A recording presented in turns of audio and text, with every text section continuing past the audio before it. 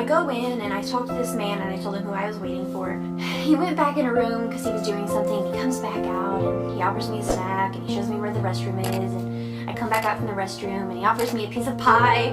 And he kept just going back and forth like he wanted to talk to me, but he wasn't sure. And at one point he said, "Here you go." And he gives me a calendar with pictures of mosques. And I thought, well, that's really cool.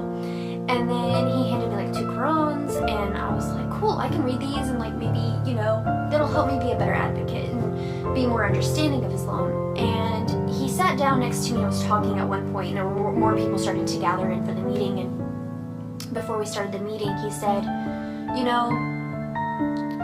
the way that the media portrays our religion, and he mentioned that and some other things. He said it's just the most misunderstood religion, and that really stuck with me. I thought I need to learn things for myself for sure. And so at the meeting, the women agreed to help me, and then they said, we're going to go visit churches for World Hijab Day and give the women scarves and teach them about it. And so they do a lot of interfaith events. So we helped each other out. And when it was all over, World Hijab Day was done, I said, I'm going to miss you guys, so maybe during Ramadan I can come and visit you at the mosque. And I knew that World Hijab Day did a 30-day hijab challenge, and I just thought, that's a lot, and I just don't know if I can do it, because I didn't want to put it on and try and then fail, to be honest. So I thought about it for a while. I had a few months, because Ramadan was in, I think, April that year, and I decided to do it. And I thought, if I'm going to do the 30-day hijab challenge, I'm going to visit them at the mosque, I might as well fast as well.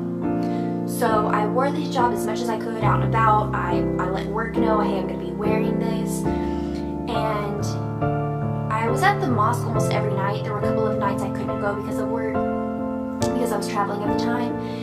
And I noticed about a week or so, in maybe 2 weeks, as I was learning more, I could feel this change happening.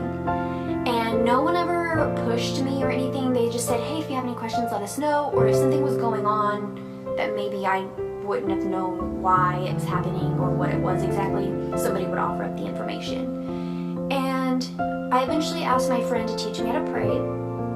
And I was reading the Quran. I would get up for suhoor and watch people's stories, and I was trying to learn about Islam. And that Lena came back around, the woman from the Salam Girl podcast. I discovered them, and so there was just so much going on. I was learning so much, and I was just really trying to dive into it, and I wanted to be a better advocate. Was really what my goal had been. But by the end of it, I was really falling in love with the religion. So one night, I'm at the mosque. It's toward the end of Ramadan. Everyone's praying, and I'm watching, and I'm reading the Quran. And I was actually still toward the beginning of the Quran when God is actually speaking to Mary about Jesus and having a baby. And I thought it was so cool, all of the parallels between Christianity and Islam, since I had a Christian background. And I remember a woman came up to me, and some people were very surprised that I wasn't Muslim already. They said I wore the hijab well, and they had seen me there so often. And I really appreciated the compliments about the hijab. She asked me, she said, why do you hesitate?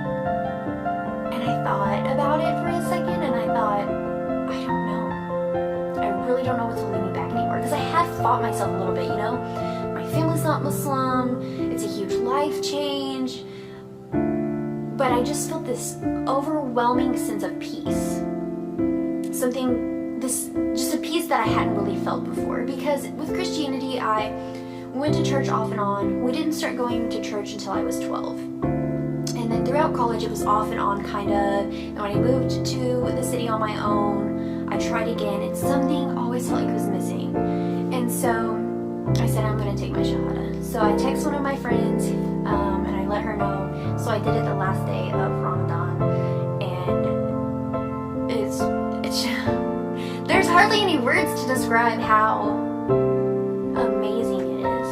Even just sitting here talking about it, it's been amazing, and I'm so grateful. Allah has blessed me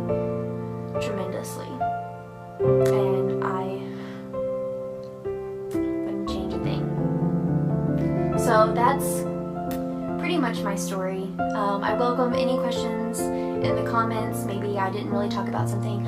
I will say, since I converted, I just ended up not taking my hijab off. And I think the hijab was kind of one of those things that helped. Like, I got very comfortable, and to me the hijab helps me remember Allah, which is so important.